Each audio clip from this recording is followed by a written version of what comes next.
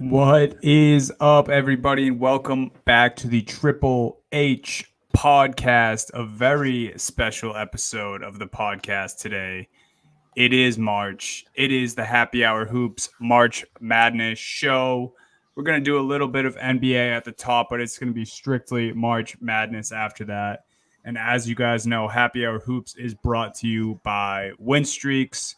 It's simple, guys. You pick teams to win games, accumulate points based off those teams, and then win cash prizes weekly. WinStreakz is 100% free to play. You can make up to 5 picks per day on the NBA, NFL when it comes back, NHL, obviously college basketball, which is hot and heavy right now. We're going to get into all that in a little bit. 100 players win cash prizes every week up to $2,000. Again, no deposits ever. The WinStreakz app is 100% free to play always. Use our code HHH when you sign up and start winning cash prizes while you pick your favorite teams to win. Again, that's our code HHH in that little referral code spot when you download the WinStreakz app, which I suggest you guys all go do. And something else exciting about WinStreakz, they are hosting a elimination March Madness survivor pool. The details of the survivor pool is no deposits, just like the app. It's 100% free to play. 2 entries for every person. So if you want, if you get knocked out in the first round, you can re-enter. 2 entries per person. You select one winning team for each round of the tournament. Each player gets 2 entries, like I mentioned. Avoid choosing the teams that lose, as doing so eliminates you from the pool.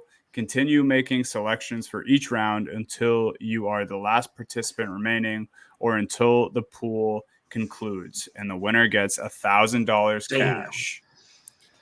No brainer, guys. Not a bad pool to join. And how much did you say, Dunny, to join? How much is it? Free. Absolutely free. Just like downloading the WinStreakz app, guys. So go ahead and do that. If you need the link for the survivor pool, we tweeted it earlier today. I'm going to go pin it to the Happy Hour Hoops Twitter as we speak, or X, if you will. So if you want that link, it is on our Instagram story, and it also will be pinned to the top of our Twitter page. So go download the WinStreakz app, follow them on X as well, join the free-to-play March Madness Survivor Pool. Winner gets $1,000 cash. It's all a no-brainer, guys. Thank you to WinStreakz for supporting the pod, and go download the WinStreakz app. Guys, NBA March Madness. We've made it. It's like I said, we're gonna talk a little NBA at the top. We'll do news and notes, but this is the best time of year, and I can show you guys why just from my outfit here, because I have the Celtics Jaylen Brown jersey on because we got Celtics Bucks tonight. Solid. March the big tournament starts tomorrow. I got my UNC championship hat on. Maybe a little foreshadowing, maybe not. Who knows?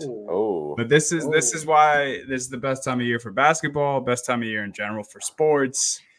Meaningful NBA games. Tournament starts tomorrow. I mean, I know you guys are ecstatic as I am, but just tell me about it, fellas. How are we feeling? There's no better 2-day stretch in basketball than the Thursday, Friday. College basketball, March Madness, first rounds. The Thursday, Friday, and of course, love the second rounds too, Saturday, Sunday. But the Thursday, Friday, you got games from noon till midnight, and that game usually doesn't end until like 1 or 2 in the morning. So you got about 12, 14 hours consecutive basketball. You're always watching something. They do such a great job at the multiple channels that they have. You get to watch, get to flip between games. See crazy upsets. And I'll tell you what, guys, this year, I think we're going to see something stupid, because I think the theme of the year has been inconsistency, where there's been a couple elite teams at the top, right? A couple elite teams at the top, but outside of 2 or 3 elite teams that have been pretty much consistent throughout the year, we've just seen chaos ensue. And I know not everyone is as locked in as we were with the conference tournaments. You guys know as well as I do how chaotic those conference tournaments were. So many 1 seeds lost early, so many Cinderella runs. And not only that, if you just take a look at the bracket, the play-in teams are the 10 seeds, guys. The play-ins are for 10 seeds.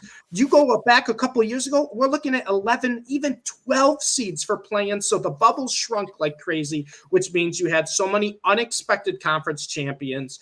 The bubble got outside of Virginia. Pretty much every team in the tournament deserved to be in, and Virginia clearly showed yesterday why they deserved to be in the field. But other than that, I mean, anyone can really beat anyone in terms of the at-large bids. Obviously, there's some conference champions that might get smoked, but hey, you know what? Who am I to say? Because I remember last year we had Purdue lose to FDU, Arizona lose to, I believe, Princeton. You had a couple years ago, guys, we don't want to bring this up. We might have had Kentucky winning the bracket, and they might have lost the first round. We don't need to bring up Kentucky losing to St. Peter's, but it just happens. And that's why I love March Madness, because you can do as much research as you want. You can watch as many games as you want. You can come up with all these theories, all the reasons why this team's better than this team. And at the end of the day, it's March Madness. Anything can happen. I can promise you, last year there was no metric that was showing FDU as a better team than Purdue. There was no metric from 2 years ago showing St. Peter's is a better team than Kentucky, but it's a single elimination tournament. All it takes is just getting hot for one game, and anything can happen. That's why I love this tournament more than any other postseason in all of sports, just because, like I said, it's one game. All bets are out the door. It's one game. Anything can happen. No one's safe. I'm so ready to lock in for these next 4 days, guys, and just basketball for 4 days. That's all you need. Sounds lovely. You sold it. If you weren't bought into March Madness yet, Steve just sold you on 4 days of chaos. Also, you were talking about some pretty big upsets that we've had in recent years. You can't forget Princeton from last year too. Oh, Princeton over Arizona. Yeah. Oh yeah. That was when we were making the bracket. I called my shot on Princeton there. And that was one of the bigger upsets of picked as a bet in a while. So that was, can't forget Princeton. This is why we watch, right? Yes. And something, I'm always going to be an NBA guy, but something about the tournament that you'll just never see in the NBA is just the necessity of adapting on the fly, because we see it. Like, you can't have a cold shooting night in the tournament. You immediately, if your guys are cold, you have to find a different way to play offense and to win. There's ever changing, coaches trying to make adjustments against one another for 2 whole halves, and it's chaos almost every game. Mm-hmm. It's just the best. There's no game 2. There's no like, let's regroup, we'll get them next time. Right. No, it's like, it doesn't matter. You started off cold and you're down 15-2 to start the game. Well, guess what? You got a 13-point deficit now to overcome. And that's what I love about college basketball, guys, right? It's so chaotic, because you see, and some people be like, oh, it's sloppy. I beg to differ. I love seeing the crazy turnovers. I love seeing a team that's been so great the entire way, and then a full court press comes in and they just forget like how to dribble, how to pass. I love seeing a kid just lights out from 3. Man, I mean, that's why I love college basketball. Just, it's chaotic. Anything can happen. And this year is as chaotic as it's ever been going into a tournament. Yeah. Yes, sir. So I'm too excited. Let's get into the March Madness. But first, just a few quick NBA notes, because obviously we do cover NBA here primarily, but we're going to spend pretty much all of this show on our bracket. So let's just run through. A lot of this is just kind of injury stuff. Mm-hmm. OG Anunoby, unfortunately, we'll lead off with him and the Knicks. Out again with the same elbow injury. There was rumors that he could play through, and that, maybe it's not all that serious. It's always, at least a little bit serious, though, when it's a re-aggravation of the same injury. Mm-hmm. It is that same elbow, and he came out yesterday saying he's not comfortable playing through an injury, which, I don't blame him by any means. The Knicks organization can't blame him, but it's tough for the Knicks too. I believe they're 14 or 13-2 with Anunoby when he plays. I mean, that's a huge loss. Like, we have always talked about how underrated Anunoby is, and he's finally starting to get the love he deserves. But man, dude, I mean, that's a brutal setback for the Knicks. completely different team with him on the court and without him. And they're already without Julius Randle too. Like this is a team where I would like, even if Randle comes back, he's going to be hampered at this point, where at least not in the form that he was in earlier in the year. So yeah, it's a tough loss. There were reports yesterday, like you were saying, Dunny, that apparently Raptors personnel was saying that he doesn't like to play through pain. And I don't, whatever, bro. Like, I don't blame you. Like, you got money to make. You can't be worried about that. And he's on the verge of a very large contract this summer, whether it's from the New York Knicks or somebody else. So now is not the time to mess around with that and play through some kind of nagging injury that could put your market value down. Like, that's just where we're at this point.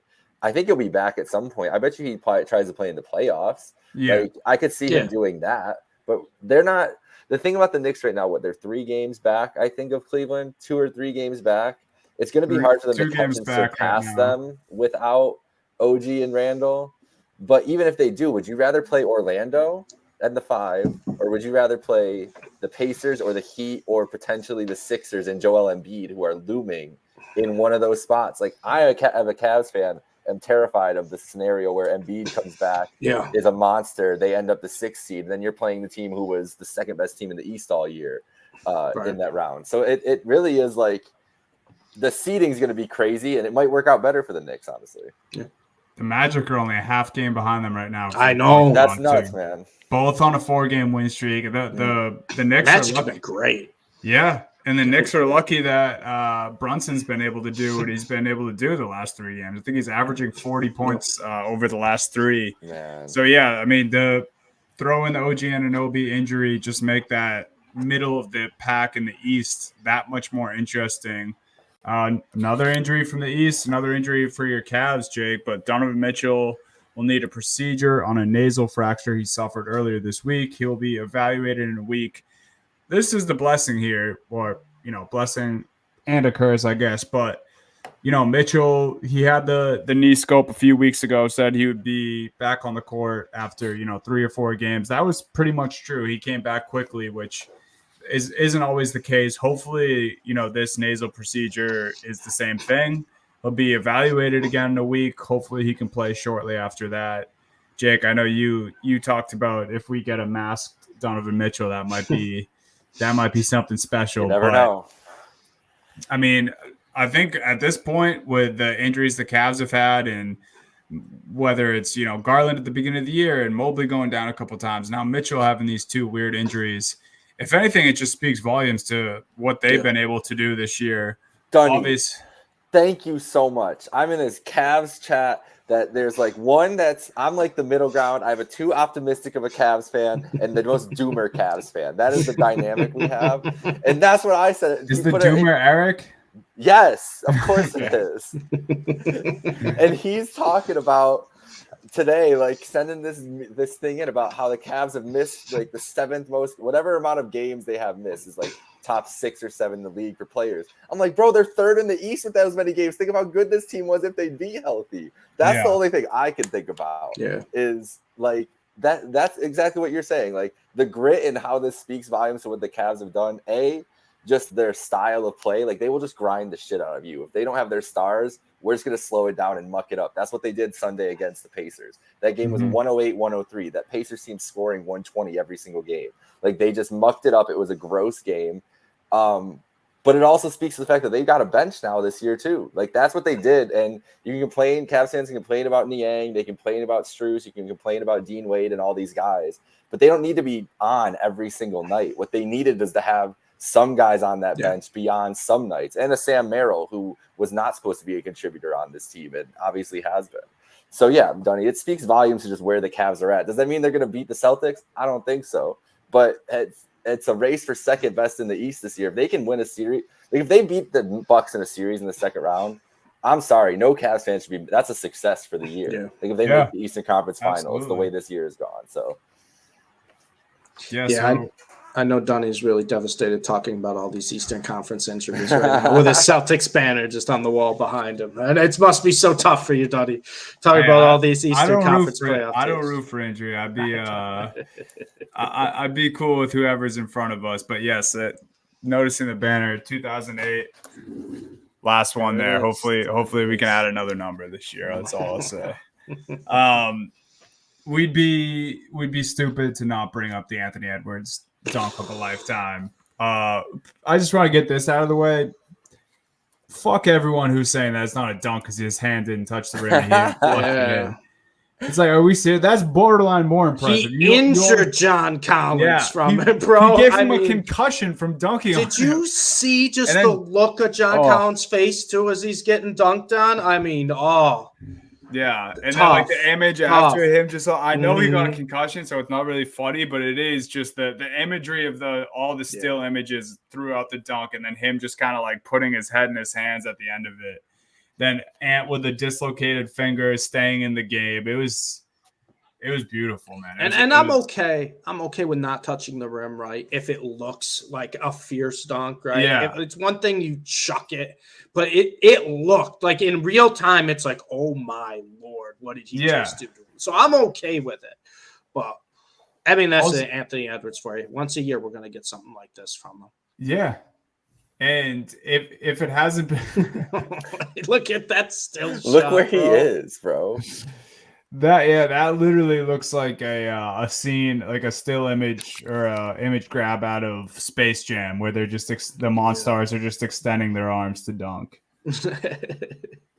It's crazy, man. Shout out, Ant. That was really sick. I know everyone's already talked about it. So, oh my god, yeah, we're just Jake's bringing. If you're just listening, go to YouTube and watch because we're just pulling up all the angles of the still images right now. And There's one more. This is like, oh no, this is beyond absurd, dude. Just like, look at poor John Collins here. He's like, dude, get me out of here. Look how far away he is. He was still going up at that point too, Anthony. Yeah. Still going up. And respect to John Collins for trying, because anyone that jumps with Ant, you are not as sane of a person as I, because I even if I was John Collins' size, I don't think I'd be jumping with that. That's fair. The other thing about throwing it in is like, it's not like this is DeAndre Jordan who used to do that quite a bit, where he jumps like a tiny bit and he's already that high above the rim. It's like Anthony Edwards is a shooting guard who can elevate to this level to be able to throw that in. So you could argue it's almost more impressive. But yeah, I mean, we just had to give Ant his flowers. He's one of the better young personalities in the league right now. Yeah. And his personality reflects what he does on the court. It's all extra. It's all over the top. It's all must see. And that just embodies who Anthony Edwards is. 100%. It was insane. It's great, man. Steve, give us Steve did not put this bullet point in the doc, but it somehow appeared there. Yeah. I want everyone to know Steve did not put this bullet point in the doc, but let's hear a little Mavs minute. So Kyrie Irving is him, that left-handed floater. Yes. Unbelievable to beat the Nuggets. Probably the biggest win for the Mavs this season by far. Huge win there. We're not going to talk about that they were up 13 with 6 minutes to go. Almost blew it because Jason Kidd brought in Tim Hardaway and Maxi Kleber. That doesn't need to be discussed. What needs to be discussed is Kyrie. Just an absolute circus shot. Unbelievable. The Mavs, who were the opposite of, clutch net rating last year, are actually first now this year in the NBA, which is crazy, where that turnaround, people want to say the Mavs aren't clutch, whatever. They won 6 of 7.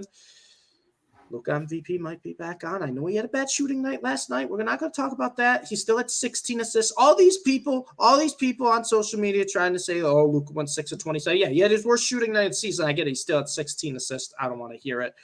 But two huge wins, right? You have this one over the Nuggets where they blow the lead, and I'm like, I've seen this story all the time before. They're gonna lose the game, and then Luka hits a 3 with 25 seconds to go, which people don't really talk about that shot, but crazy shot to tie the game. And then Jamal Murray shoots early, I should say, in the shot clock, given just a couple seconds for the Mavs.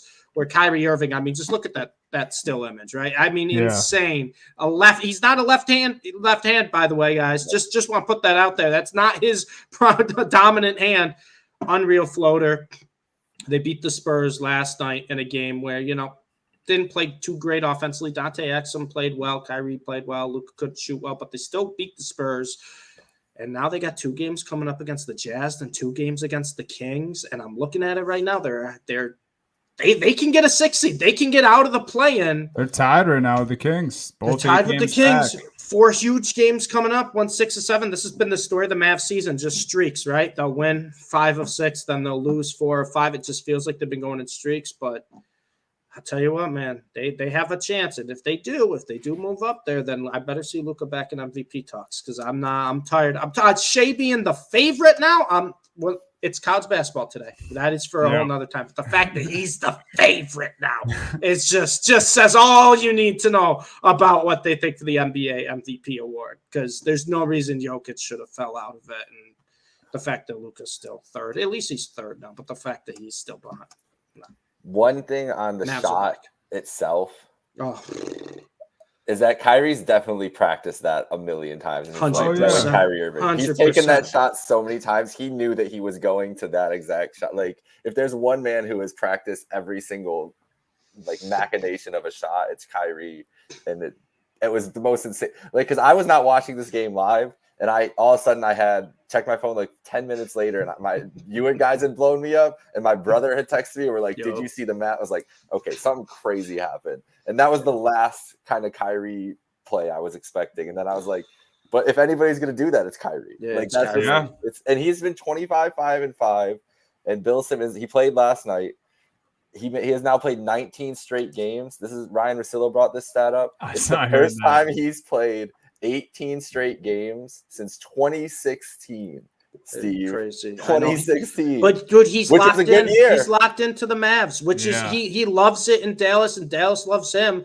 I mean, you talk about how I don't want to talk about the fantasy basketball playoffs, JBC. He just ruined my day. But you talk about just how the Mavs have treated Kyrie too, and everything they've done for him. Like, we all knew the talent was never the question, right? It was the fact that, is he going to be a distraction off the court? Like, is he going to be locked in? And I can safely say this year that Kyrie has. And that's phenomenal to hear going into the playoffs, because you talk about Kyrie making circus shots. We've seen Luka make his fair share of circuit shots too. So I have 2 options like that when games matter, late game. I mean, how can you complain? No, can't. And it's really cool because obviously the shot was just the most Kyrie thing ever. Left hand runner, already super difficult, high difficulty shot over Jokic against the Denver Nuggets. It all just it all together made it so special. And Steve, I don't think, obviously you never want to blow a 13 lead like that. But I think it's just impressive you close that game at all. Yeah, and I do too. And it is still the Denver Nuggets at the end of the day. And one last thing I want to say about Kyrie and the Mavs. You said the Mavs respect him and they're kind of taking care of him, and that's probably why he's bought in. This is really cool that I saw today. Obviously, Kyrie's going through Ramadan right now, not eating. He only can at select times. The Mavs have hired a personal chef just for Kyrie to make him his meals during this time. That's the other thing. Not eating, not drinking anything, and then going out performing. It wasn't that he just hit the shot. He played a great game offensively before that too. Hits the game winner over Jokic as time expires. Lefty runner, floater. Never seen anything like it. You could say what you want about Kyrie. As a Celtics fan, I have my differences with the guy, but can never say anything about his play, man. No. He's one of the most skilled ever, one of the better point guards I've ever seen. And shout out Kyrie, man. That shit was awesome. That's great. Last bullet point, real quick. Paul George could be leaving the Los Angeles Clippers? ? Shocker. Someone leaves after James Harden joins the team. That's a wow. Wow, what a shock. I was going to say clockwork. It, but Steve said it for me. Like clockwork. So there's some rumors Paul George could be out. People are thinking an Eastern Conference team would try to snag him in free agency. Where do you guys think, if you guys could pick an Eastern Conference team to put Paul George on, a realistic one, someone that could actually afford him, or at least you think could make the money work? Where do you guys think? Why not Orlando? That'd be hate sick. Orlando. They got money to spend. No Yeah. sales tax in Florida there. No income tax. I mean, like it's another team. Like the Heat are a team you could think of for that. But the Heat, Yeah. like they're kind of older roster. I don't think like the Knicks. Maybe the Knicks are the other team you would think of. But other than that, like I can't really find a spot for them. What I feel like about Orlando's a sleepy team there. a But reunion going to home. Indiana? Yeah. A reunion to Indiana Oh. pre-injury. Paul George That's goes a good home call. now. Would they have to let Siakam walk though to make that work? I think it would either be Siakam or Miles, right? Yeah. It would have to be one of the two. But I mean, a reunion a good would always call. be cool, especially too after like how good Paul George was for the Pacers. Then that Yeah. devastating injury happens. Then he's kind of bounced around since then. And he's finally gotten back right to that level of play he was pre-injury. I think that would be very cool. Also, to put him with a great playmaking point guard like Tyrese Halliburton would be great for him. I think Philly would be interesting too. Philly would be a good spot. I think someone that could definitely make it happen. I don't know, how good they would be, but also just a fun duo. Mikal Bridges and PG in Brooklyn would be something. I don't know if he would want to go to Brooklyn. I don't know if they could make it work because they've made some questionable moves here. But that's another team. Yeah, it really depends what Paul wants. Like going to the Clippers was a big thing for him, going back home, everything else. And now if it might be a Harden thing, but also they might just not want to pay all of them. And they might just be picking Harden over Paul George. And you know what? Like I get it. I get why you would want to do that. Like if you just look at basketball resumes and everything else too. Like I can and like star power for selling out this arena next year. Like if you're picking between Harden and George, Harden's the shiny new toy. Like it's James Harden. Like is what we're talking about here. Well, they also different players, right? I almost feel like it's between Kawhi and Paul George, where Kawhi's just kind of like an upgraded Paul George, right? Is that fair to say? I know their games are a little different. I know that their games are a little different, but Kawhi to me just feels like he does a little bit. He checks more boxes than Paul George. 100%. Yeah. So I think that's did they really even want Paul? Like, did they want Paul at that time when they got him, or was getting Paul like obviously they want a superstar or whatever, but getting Paul was a part of getting Kawhi. Like Kawhi was like, you have to go get Paul George for me too. Yeah. Because I mean, people probably thought Paul George. I mean, I kind of thought Paul George was going to stay in Oklahoma City. To be honest. Yeah. So it's been an interesting dynamic with Paul George and the Clippers to begin with, and maybe that's just what it is. Like, it comes down to a money game or whatever else, and the games are very similar. Like Harden and Kawhi meshed a lot better. Steve, that's a great point. Like you're just talking about two guys as a fit, and PG's 34 years old too. That's the I had no idea. Like he's the one who really snuck up on me with his age. So. Got to watch who you're paying max contracts to at 34 years old. And that's why, I mean, James Harden's a risk too, obviously. But we'll see. All right. That was our last note. That was the news and notes of the NBA and the last of our NBA talk for this episode. Let's get into the madness, guys. If you're just listening live, I suggest watching on YouTube because Jake in a moment here is going to pull up the bracket for us, and then we're going to go through every game, make our picks collectively as a podcast, and we're going to fill out the whole bracket. And we're at the end, official HHH bracket, guys. The official one. Officially official. Yeah, if you guys watched or listened last year, you would know we kind of lay out the matchup for everyone, and then we just it's nice that there's three of us, so we can't all, I guess if we all have the same pick, we just take that pick, but it's nice that we have a tiebreaker is what I'm trying to say here. So we're going to get right into that. Maybe we'll give our own winners of our own brackets, our personal brackets that we've made. I think we should give our final four at the end. Maybe our, Happy Hour Hoops official bracket might get past the second weekend. Yeah, that'd be great. That'd be cool. Maybe that would be fun. That would be a new thing to try. Just to start, yeah. Let's aim low. People will believe that. Just get our champ to the Sweet 16. We can't even get out of the round of 32. Yeah, that's a great point, Steve. You're always thinking. All right, we got All the right. East region. Let's start in the East. Start in the East. UConn, Stetson, Barclays Center, Brooklyn, New York. We're just picking UConn, right? Yeah, we're taking UConn. I got to give a little shout out to the Stetson Mad Hatters. They played well in their tournament, and they're a fun team to watch. They've been a fun team to watch this year, but UConn is obviously. All right. Don't gotta spend a lot of time there. FAU, Northwestern. Starting off on Friday morning. FAU obviously made the Final Four last year. Northwestern, Boo Booey, Big Ten. I'm leading FAU here, guys. That's Yeah. I also am.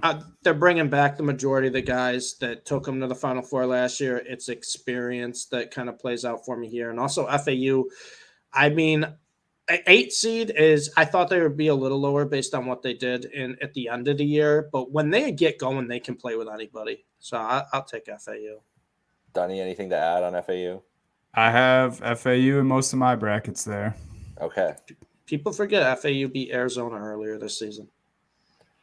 I did forget that, actually. See, people forget. See, it's a great point. San Diego State, UAB, Spokane, Washington. I've been at a toss up here, guys. I don't really know what to do, so I'm leaving it with you. I like San Diego State a lot here in this 5-12. I think UAB, they won their conference, but I don't think UAB was ever that good of a tournament team. I think they got a higher seed than they probably should have gotten just because, how the bubble was in the conference tournaments. I love San Diego State. I mean, they play that style of basketball that's just so hard to counter sometimes because they play their slow, grind you out defense, but they have good offensive players. I got a guy who's averaging over 21 points a game, right? So I'll take the Aztecs pretty confidently. Maybe my most confident 5-12. Wow, Dunny, you're in agreement. Yeah, I usually like to take a peek at the 12s here, but I don't know if it's just because it's Kawhi Leonard's school. I always have a thing for San Diego State, and this one was pretty easy. Another team that made the Final Four last year, actual national championship game last year. And not only with San Diego State, too, like they're in the Mountain West. And I told you guys I needed to talk about the Mountain West a little bit this year. The Mountain West, I think, was criminally underseeded across the board. There were people complaining, they got too many teams in. I'd argue the opposite. I think it was criminally underrated. A lot of good teams in the Mountain West. So I'm pretty high on the Mountain West teams in this tournament. San Diego State beat Gonzaga this year, too, right? Yeah. Yes, they did. They did. I like San Diego State. They've been a solid program for a while now too. So I mean, it's a good pick. Just didn't know where you stood on UAB. Didn't know if it was a thought there. Auburn, Yale, Yale Bulldogs. I'm not an Auburn fan. Like Auburn, I picked them a couple times, got burned by them a couple times. Bruce Pearl, he's prone to some of these things in March. I don't know if I can pick Yale here though. What do you think, Danny? I was gonna say I have Auburn here. Something wanted me to take the Ivy League underdog again, but I'm going Auburn here. I'm terrified of Ivy schools because every time I pick against them, they beat me. Every time I pick against an Ivy school, they get the upset and they beat me. But I will say I think Auburn is maybe one of the most disrespectful seeds here. I think they were probably a 2 seed in terms of talent. They get a 4 seed. I love this Auburn team. They can play with anyone. They can slow it down but they can speed it up. They can shoot. They got Johnny Broome is fantastic. But they have such depth and just talent all across the board offensively. I really, really like Auburn this year. It kind of scares me how much I like them because I know it's just going to be classic Steve loves a team, loses to an Ivy school. We've got part of the round of 32 there set. We went all chalk. So let's see how the bottom half of the pods here go. BYU Duquesne. So let's stop the chalk, gentlemen. I got Duquesne here. You got the Dukes. Yeah. I'm going to disagree. My A10 brethren. That's fair. A10 was bad this year, Donnie. I think you can admit that. The A10 had that tournament, bro. Had it down here. It was a good tournament. But it's another one of those things where I think Duquesne probably should have been like a 13, 14. Oh, yeah. They're not deserving their of year. the seed at all. But and they said BYU is a 5. They literally told us that. Yeah. On the bracket show. They're like, yeah, BYU's a 5, but they can't play on Sunday. So they put them on Thursday, Saturday. BYU is, they shoot lights out. They'll shoot you out of a gym, but it's another one of those teams that they play slow, but they shoot like crazy. I love BYU here. This is one of those teams where I think BYU could be a sneaky Cinderella type run. And I'll talk about the other team that joined the Big 12 this year that's always been a good basketball school, and now they got competition. It's where you got to change your mind to the BYU right in the West Coast. BYU has played good competition all year long. The Big 12 was fantastic. I really, really like this BYU team. I don't see the upset here. It's just mainly because I think Duquesne isn't an 11. They're more of like a 13. And BYU, I think, can beat anyone at any given point, just how balanced they are shooting across the board. They did. I can't remember how close it ended, but I feel like they played Houston pretty close this year, no? Yeah. They played Houston. I think Houston pulled away a little bit at the end, but they played them close. They beat Iowa State, I believe, this year too, who everyone loves. They beat Kansas when Kansas was healthy, which is in my opinion, was a good win. And I believe that was on the road. Nick, you're gonna have to tie break here, then, man. I know. I'm sorry, Donnie. I got to put your A10 brother down. Hey, that's all right. Here. It was more, this is a gut feeling and more just, I had the feeling a little bit, and it was A10, so that was easy for me. Go ahead. Sorry. No, I was just going to say most of my brackets, I have that as an upset, so we'll see. We will see. It's a good spot for it. I was also following the Big Ten, the A10 tournament closely, and I feel like if this was would Loyola of Richmond been a 10 or 11, I feel like they would have too. Like if Loyola makes this field, they weren't any much higher, and that would have felt like a better spot. It was a weird A10 tournament, weird A10 year. Weird. Usually we have such a better A10 just top to bottom, and they were all kind of like the same mid teams that couldn't really beat better teams in the country, but they beat up on each other this year. Yeah. That tournament was crazy though. But yeah, I'm leading BYU, but I don't really like either of these teams. To be honest, from what I've seen this year so far. So it's kind of just going to pick one, but I'm scared of this pick here. Illinois, Morehead State. Illinois is ripe for an upset in this tournament. I think I'm kind of with you, but I don't think they'll lose to Morehead just because I have watched some Morehead games this year, guys. And when they go cold, they go cold. Ice cold. Like ice cold when they go cold.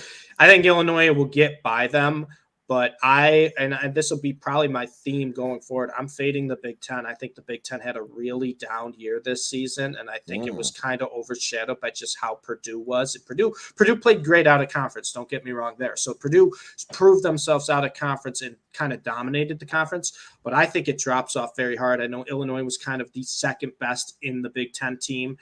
Terrence Shanning's fantastic, great scorer, but they really only have two big options on this team, and then it kind of falls off. I'm a little worried about Illinois. I'll take them over Morehead State, though. But this is not a team. I think people are a lot higher on Illinois than I am, and also it's one of those teams, right? Everyone watches Sunday before Selection Sunday, so you watch Illinois win the Big Ten championship. Everyone saw that game. They maybe saw the past couple games of Illinois, and Illinois looked good in the Big Ten tournament. Not disputing that, but I'm not completely sold on them this year. I'll be honest. Pardon my take today, Mark Titus mentioned Illinois has not beat a team currently ranked in the top 25 this year. That's crazy. That causes some pause for me. In Wisconsin is like an arguable top 25 team. They beat them, but I mean, who cares? Like if they beat, were you impressed enough by Wisconsin all year to be like, okay, you beat Wisconsin, you should be a national title contender? I don't know about that. I hear a lot of Illinois. Propaganda here. I was at a house full of Illinois fans on Sunday during this game. This team it scares me going forward. I will pick them against Morehead here, but that BYU matchup is I don't really like BYU either, but it feels like they could just muck it up with Illinois and slow them down. Like, I don't know, man. But I'll go with Illinois too here. Dunny, do you agree? Yep. Okay. I'll tell you what. If we get like a first half and Moorhead's in the game, I'm live betting Moorhead. I'm rooting for Moorhead. I'm live betting Moorhead, and I'm rooting for it. Here we go. Washington State, Drake from Omaha. How are you guys feeling about this? Drizzy, baby. Yeah, I'm with Give me Drake. I feel like everyone's on Drake. I was gonna say it Well, almost seems like it's yeah. chalk to take the underdog in this matchup because everyone and their mother is on Drake. But I completely agree. But I love this Drake team. Right. I really do. I still, and I will give them just 5 seconds. I don't understand how Indiana State doesn't make the tournament. Same. I thought Drake and Indiana State were both easily going to get in. I think they were 2 really good basketball schools. I love Drake. Drake is a balanced team. They have a couple stars. They don't really beat themselves with turnovers. They can shoot lights out, as we saw too in, people forget because it feels like it was a week and a half ago, but in their conference championship, I mean, they could not miss in the first half. But that's kind of been the case, the theme for Drake, not just this year, but the past, 3-4 years with this core. I love Drake. I may or may not have them making it to the Sweet 16 in one of my brackets. I may or may not have them. I may or may not have them in the Sweet 16 as well, and maybe the Elite 8. Oh, maybe. Oh no! Maybe. Oh no! Lock in Washington State. Lock in Washington State now. I don't like Iowa State and I don't like Illinois. That's like my read on this region is I'm like, I don't really like either of those teams in this to 2 or 3 seed. Kind of with you. This was the more difficult, I think the most difficult region for me as far as like actually evaluating teams and what I've watched this year and trying to pick winners. I think this was the toughest for me. You want to know something crazy about this region, guys? 13 of the 16 teams won their conference championship. That's crazy. 13 of the 16. Also, you have 3 of the 4 Final Four teams from last year. I know everyone knows that. But 13 of they just threw all the conference champions. They obviously you're going to get that with some of the lower seeds anyways, because that's the only way they get in. But the big conferences we're talking about, right? You have UConn won the Big East, Iowa State won the Big 12, Auburn won the SEC. Illinois won the Big 10. They threw them all in there. It's crazy. Wild to me. And I usually like to fade a couple of the teams that win their conference championship because I feel like it's harder to carry that momentum over with that 4 or 5 day break, especially if the team kind of overachieves and gets hot. And what am I going to do? Fade all 4? Yeah. You might have to. They're all in here. That's a great point. Do we have this is not the best Jackrabbits team we've had in March Madness. It's not the most exciting. We just gonna go with Iowa State here. We'll wrap up the East region. Yeah. If it was the best Jackrabbits team, I'd take the Jackrabbits because I've been for the Jackrabbits. But I'm with you there, buddy. Iowa State. I'm just looking at this now. I knew they beat them once. Iowa State beat Houston twice. Oh, they killed Houston. They killed Houston in the championship game, and then they beat Houston back in the regular season. They split with them in January. Yep. Wow. Two dog matches in the regular season too. I think 2 low scoring games. Yeah, one was the one in January was 57-53. Yeah. Crazy. All right, so we have UConn, FAU, San Diego State, Auburn, BYU, Illinois, Drake, Iowa State in our East region, round of 32. We're looking good there. Let's go down to the West. Let's go to the West. We're going North Carolina. Dunny's hat right now. Yep, UNC, baby. All right, I like that. Easy enough. Mississippi State, Michigan State. We just put an MSU on the bracket and hoping for Izzo. Well, which MSU? Yeah. Exactly. You read my mind. It's a weird one because Michigan State really hasn't beaten anyone good, but they always are in the game no matter who they play, where Mississippi State could beat anybody or could lose to anybody in this tournament, including the 16 seed Wagner. Like that's how Mississippi State is. They've just been up and down. I'm going to go with They destroyed Tennessee last. Oh, I know. Like I know Tennessee had no that, incentive to win that game, but I was sitting there locked. It was like, what is happening right now? They also killed Tennessee. They beat Tennessee again too. They beat Tennessee twice, I believe. And then they also beat Auburn this year. They can beat anyone. They can also lose to anyone. They're all over the place. The thing I like about Michigan State, even though they've never won any of these games, they played Duke close, they played Arizona close, they played Purdue close both times they played them. They did beat Baylor. I think it was a banged up Baylor, if I'm not mistaken. And they played Illinois. They did beat Illinois. They split with Illinois. Yep. But Michigan State's just in every game. And I know the 14 losses is a lot. And I know people might be high on Mississippi State because they last thing you saw them, they beat Tennessee. I'm going to take Give me Sparty. Izzo, man. Yeah, Give me Izzo in March. All right.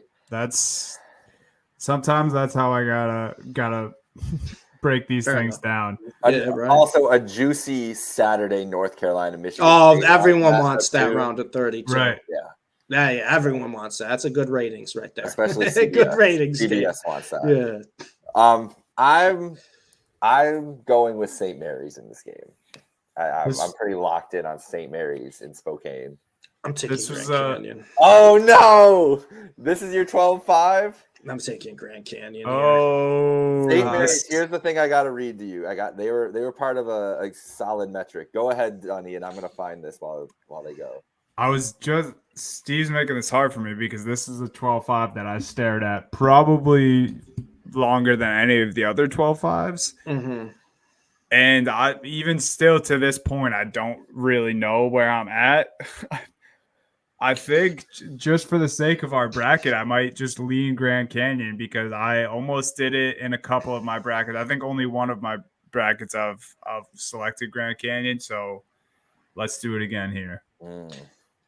I'm taking Grand Canyon. St. Mary's plays a very slow style, and they're very good defensively, but they play a very slow style. And sometimes I don't love that in the tournament when you play a team like Grand Canyon, who is a pretty balanced team, not the deepest team in the world, but they're pretty balanced. They have a star who can take over, which is always a big kind of, I guess I don't know. I'd say it's a reason for me to like a lower seed. I like to have that guy who can take the game over, who can run the offense through him. And Grand Canyon is a team that's just balanced offensively and defensively. I like Grand Canyon. I think they're balanced on both ends of the court. I think they're balanced as their starting five. And I think they're going to hang in the game with St. Mary's. And if you hang in the game with St. Mary's, I'll take Grand Canyon. Also, too, Grand Canyon, I know it's not for nothing, but 6th seed South Carolina played them tough earlier in the year. They beat San Diego State, who's a 5 seed. And that's what I like to see with these double-digit seeds, right? I want to see in the non-conference games, the games you played months ago, because – you don't really know their scheme. You don't really know what's going on. Obviously, the conference games, you start to learn about your opponents, right? You're playing them 2-3 times a year. Those non-conference games months ago, I know they're older games, but I put a lot of value into them because I just want to see how you handle different types of teams, different types of, schemes that are thrown at you. And Grand Canyon has kind of proved that where, 2 slow teams, San Diego State and South Carolina, barely lost to South Carolina, beat San Diego State. That goes a long way for me where I'm going to give Grand Canyon the edge. I think they've shown they can play that slow style and beat it. So I'll take them over St. Mary's. All right. I will concede to you both. On Grand Canyon. I'm not married to St. Mary's, no pun intended, but we'll go with that. I did pick the College of Charleston to beat Alabama as well. This Alabama 4 seed is crazy to me, bro. I'm sorry. Yeah, it's the 4 seed shouldn't be a thing. I thought about doing Charleston. I think I'm Bama here, but I don't really believe in Bama too much this year. Complete opposite of last year, but I mean. Yeah, not turnout. I don't either. And here's the thing with Bama that doesn't scare me of picking Charleston. Bama plays the exact same style Charleston plays. They both play the same style. We want to turn this into a track meet. As many shots up in the game as possible as we can get is what we want. 2 very, very talented offenses. Charleston's defense actually a lot better according to the metrics than Bama, but I say this all the time. Bama's playing in the SEC. Where's Charleston playing, right? Yeah. It's completely different competition. It's tough because I like Charleston's talent. I like this team coming into the tournament. The problem is they play the exact same style as Alabama does, so they're not going to make Alabama uncomfortable. So at that point, it's like who's going to be the hotter shooting team? Trust me, I want to take Charleston. I feel like the smarter play is to take Alabama just because I think it's a lot harder for a team to upset someone when you're playing the exact same style of basketball, because Bama's never going to be uncomfortable, right? They're like, we'll play a track meet. We'll play a high turnover, high three-point shooting track meet with you all day. I will say, and I know Charleston is not Kentucky by any means, but that I think it wasn't March yet. I think it was that closer to the end of February. Mm-hmm. But Bama tried playing their brand against Kentucky. I know Kentucky's offense is just disgusting this year, but we did see where it didn't work out too well for them. And I know that's obviously complete different talent scale, but I think that's a reason none of us are really too crazy high on Bama, because they're beatable is what Bama is. So what did you pick, Steve? So I'm gonna go with Bama here. This is one of those games I've been back and forth in my bracket. Like this is one of those, because I've taken Grand Canyon pretty much in all my brackets. So I'm like, do I really want Grand Canyon Charleston second round matchup? I kind of do, but I don't know if that's the smart thing. Well, I will definitely be sending you guys my Charleston bet on Friday night, just to let you know. I was gonna say, this is 2 games in a row we've strongholded Jake. We gotta stop this madness. Or maybe you don't. Maybe you shouldn't listen to me at all. Also, I'm getting weird here, so you guys can go first. I like this Clemson team. I picked them here. You guys are both going to pick New Mexico, though. I feel like the way I hear this, I don't like this Clemson team. I don't like this Clemson team. I'm a little worried because I feel like everyone's on New Mexico, and New Mexico just had the conference run for the ages in the Mountain West. I think the Mountain West, call me crazy, I know you have Duke and North Carolina. I think throughout the season, the Mountain West was a better conference than the ACC this year. I truly believe that. I know you have Carolina and Duke, but after that, I don't really like anyone in the ACC. I'm going to take New Mexico here. It's mainly because I don't like Clemson that much. I'm not. It's not that I think New Mexico is amazing, but I think they're good enough to beat Clemson. I think they were underseeded too, like with every Mountain West team. And like I told you guys, I got Mountain West bias this year. I think it was a great conference. It might have been because it was the late night games I watched on my TV all the time. When the Mavs were over, I'm like, I got to bet on something. I put a Mountain West game on, but I do like the Mountain West, and I'm scared because New Mexico was so hot in their conference tourney, and it feels like, everyone's going to be like, look at how good this team's coming into the tournament, and then they lose first round. But I don't like Clemson. I really don't. And PJ Hall, bleh. I know he's good, but bleh. I don't want to root for you. You guys want to know why I'm taking New Mexico? Yes. Give it to me, Dunny. I like that Jake already put it in. He already knew you were taking New Mexico. I heard when he said he's getting weird. I was like, damn. Yeah, that you had to have known I wasn't taking Clemson at that point. They have senior guard Jalen House, son of Eddie House, on this team.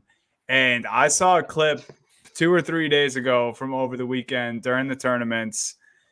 Jalen House hit an and one during the game. The camera pans to Eddie House in the crowd. He starts pounding his chest to the people he was with and goes, "That's my motherfucking son." And I literally got goosebumps watching this clip. His son's 6 feet tall. He averages 16 points a game, over 2 steals a game too. And I started to look into New Mexico a little more after I saw that clip, and I was like, whoever they're playing in the first round, I'm taking them. That's fair. I can't argue with that, honestly. I can't argue with that.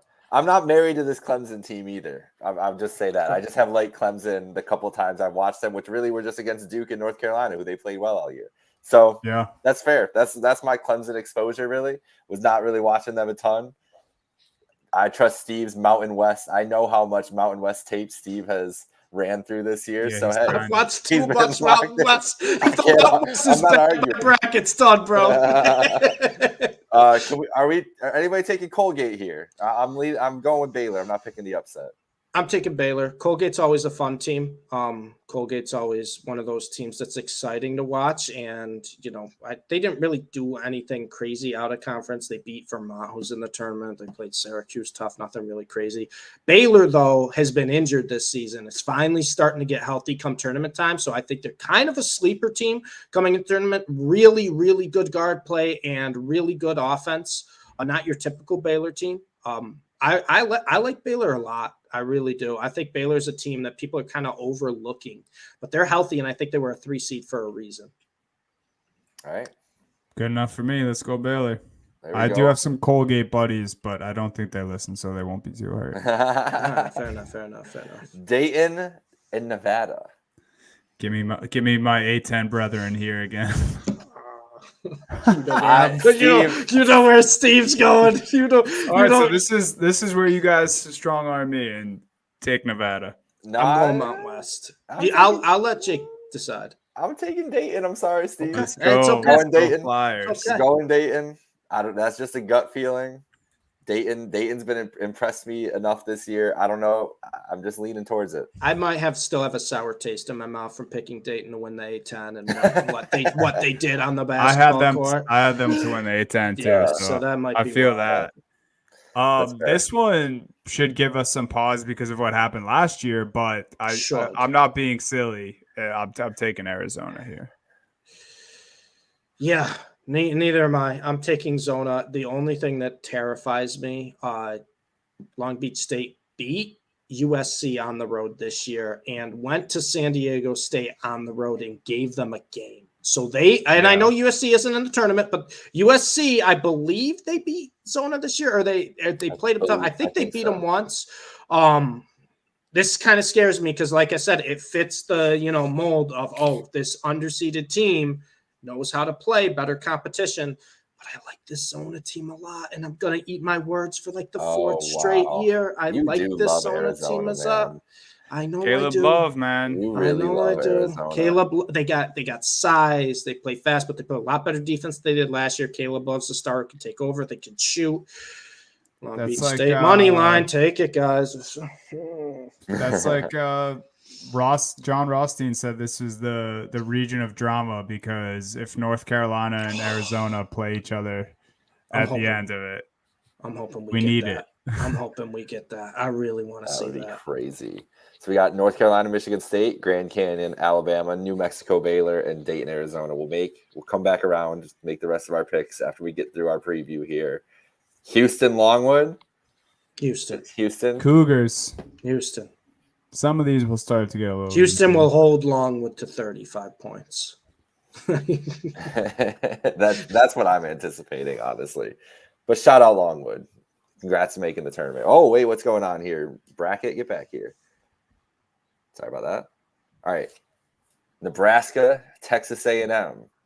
I want to hear your guys' thoughts on here because this is one of the toss-ups, great 8-9 game. I feel like everyone's on A&M, so I'm just going to take Nebraska. I know I said I'm fading the Big Ten this year. I do kind of like Nebraska. They can score. They're a fun team to watch. They can score opposite of most of the Big Ten teams. And this means something for Nebraska too, right? I think this is for their first tournament, right?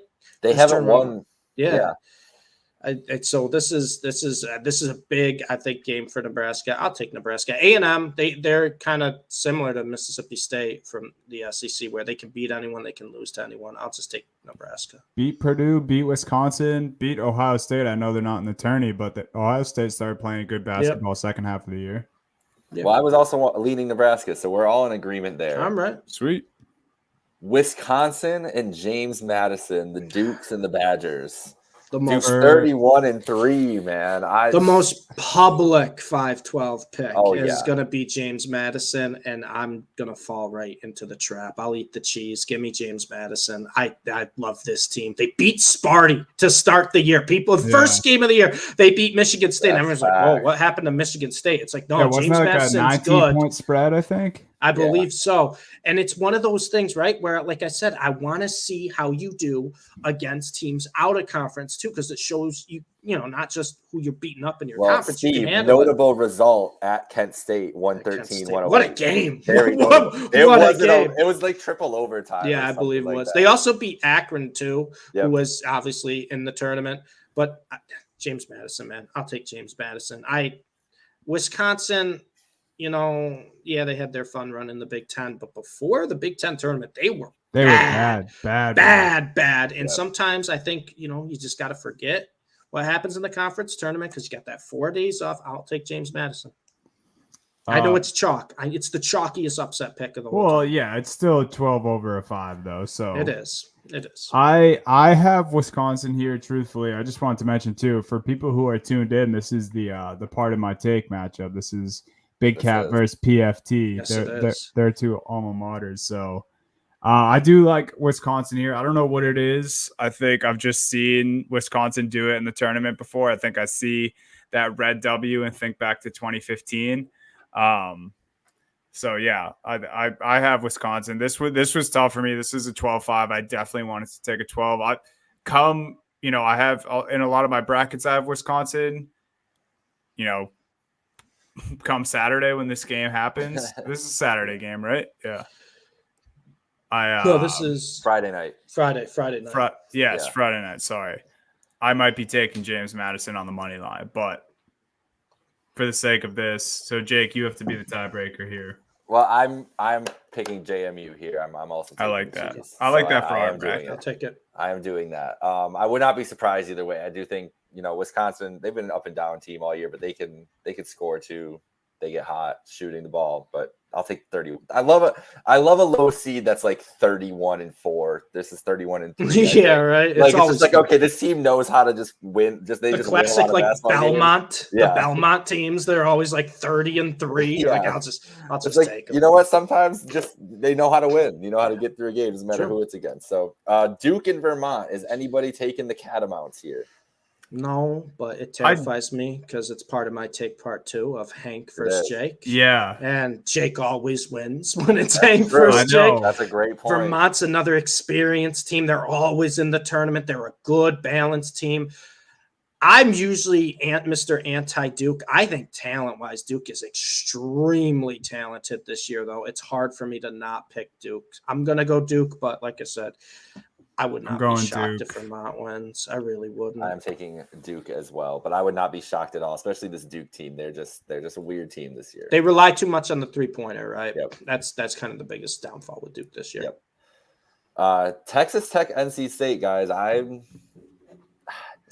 feel like I gotta just take Tech because NC State, like, I don't know, just the fact that they even made it to and won the ACC tournament it's nuts to me. So I think Go ahead, Don. I'll let you go first. I'm taking NC State strictly off DJ Burns Jr., bro.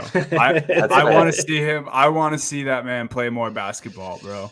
I need to, like, I know everyone has already made all these comparisons to Escalade in the street ball style of play, but goddamn, I like that man. I like the way that man plays basketball, and I want to see more of it. So I got NC State. Unfortunately, Dunny, you will not be seeing any more of it because Texas Tech. I love Texas Tech here.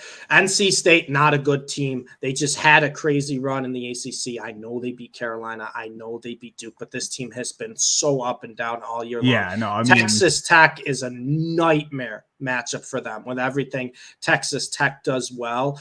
I love Texas Tech. It's another one of those teams that people just don't forget about. They just forget about Texas Tech, but Texas Tech, super balanced team. They're a team that can really make NC State uncomfortable. Texas Tech's not going to beat themselves. They have what I like. They have guard play, and they don't turn the ball over. I think that's a key in March Madness. I'll take Tech. All right, well, let me get a DJ Burns Jr. 30-point game at least. We'll give Put you on that. a show. We'll give you that. We'll give you that at least. Are we trusting the Kentucky Wildcats? Against Oakland, I will. Okay. Against Oakland, I will. Kentucky. Okay. Cal in that offense, man. Come on. I will know that Oakland played Drake, Illinois, and Ohio State tough on the road. So they have been battle tested. They lost them all, but they played them all tough.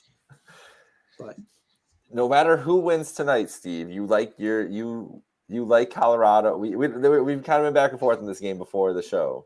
Do either of them beat Florida though? Because I have Florida going. I have winner of Boise, Colorado beating Florida. Me too.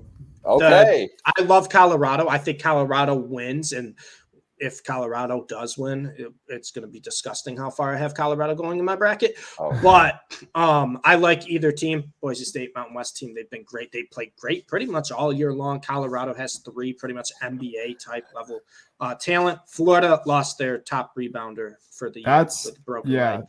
That's facts.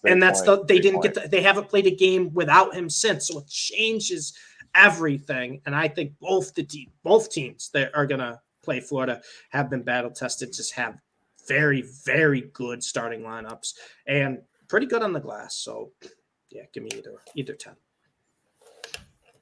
All right, Steve, I'm noticing a theme with you, Steve, that you just are picking not just Mountain West teams, but all the teams you stay up late and watch. Because now you have Colorado. Earlier, you did pick Drake, but you loved Washington State. I never said I loved. No. I never said I loved Washington State. You can say with a majority of the West Coast teams, but I'm all in on Drake. No love for Washington State. Okay, all right. Well, I'm just keeping an eye on it for the rest of the way. I'm just letting you know. Marquette. Fair enough. I got Marquette here. Yeah. There's a crazy stat about Shaka Smart that they have not made it past the round of 32. Is that what it is, a Shaka Smart team? Steve, I think they haven't made it past the round of 32 since the VCU. Yeah. We're going to take Marquette here. All I'm going to say is in my bracket, I have Western Kentucky. Tyler Kolek, their best player, is still coming off an injury, so I don't know if he's going to be 100%. Western Kentucky plays the fastest pace in the entire country. That is a scenario where they could lose by 40, or they could just make Marquette uncomfortable. Do I think it's going to happen? Probably not. Am I going to take the plus 15 with Western Kentucky, sprinkle on the money line and put them in my bracket and then lose 10 points to everyone in the bracket challenge when Marquette wins comfortably? Absolutely. That's fair. I just got to put it out there. I do have 115 seed winning Western Kentucky. Well, how healthy Kolek is all that matters to Marquette's chances anyways. Yeah, exactly. So, I mean, we didn't see him in the Big East tournament, so who knows? Who knows what he looks like, but maybe that was a smart move. All right, so we're on to the Midwest. Oh, let me get the recap here quick. Houston, Nebraska, James Madison, Duke, Texas Tech, Kentucky, Boise, or Colorado versus Marquette. I love that we have an or. We got an or. Purdue. We're like, it doesn't matter who wins today. I'm still picking them. It's got to be Colorado for me. Yeah, I'm hoping so. I think so too. Purdue, we're just gonna move on at least one round. I would hope so. I would hope so. It's not nothing's guaranteed, but we're gonna do it here. Utah State, TCU. Should we just roll with your Mountain West love, Steve? And just pick I think Utah State's the best of the Mountain West teams. Utah State, I love this team, man. They play big, right? They're not. They have size. They don't have anyone's like 7'3", but they play big. They crash the glass. Anyone can score, and they're starting 5. I have Utah State here. I love Utah State. People are going to think Steve's on the Mountain West board of directors or some shit. I know. I said they're all underseeded. I think I've picked every team to advance. I don't think I've said a bad word about any of the Mountain West teams. That's amazing. The Zags have made a lot of Sweet 16. So imagining them losing to McNeese State would be hard. But look at, I was just saying, I love the 31-3, 30-3 teams. McNeese pops up in this matchup 30-3. This is one of my 12s, guys. Oh, the Zags going down round 1. Steve, what do you think? I loved McNeese this year when I watched them. The turnaround they had from a couple years ago, they were bottom feeders in their conference to now being a 30-win team, right? You get the new coach, their new culture. They've been fantastic. The biggest issue I have with McNeese is built exactly like Gonzaga, except Gonzaga just does it better. right? So it's similar to the Charleston, Alabama comparison, where it's kind of same style, kind of same offense, same scheme. It's just one team just has more talent, better talent, more better players. That's where I'm going Gonzaga here. I was very upset when I saw this draw because I really wanted to take McNeese. I'm not going to take them over the Zags. I just won't. I can't do it. Break my heart, Jake. Sorry, Donnie. I'm picking the Zags here. That's fine. I'm picking the Zags. I'm breaking your heart. Don't worry, Steve. We're all love here. I can't get it out of my head. The only time, or I don't know if it's the only time, but one of the last times that Gonzaga lost in the first round was to Steph Curry. I don't think McNeese State has Steph Curry. So I'm going to just roll with Gonzaga. Fair enough. Kansas, Samford. I'm going Samford. I'm doing it. Kentucky. I'm going Samford too. Let's go. I'll tell you what, 3 months ago, it's little Steve put in a 35-1 future of Kansas to win the championship. Oh, no. They had beat Houston 2 days later. I was loving life. I was like, oh, the odds dropped to like 15-1. And guess what happened? Their two best players got hurt. Kevin McCullough is not playing in the NCAA tournament this year. Hunter Dickinson is questionable. And even if he does, I don't think he'll be 100%. These are both guys who are probably going to think about playing basketball at the next level. So there's no sense to push it anyways. And Bill Self just sounds like at this point with this team, it's like, all right, well, like we don't really have our best team. It is wherever we go at this point, they're going to be happy if they make the Sweet 16 is pretty much how he worded it.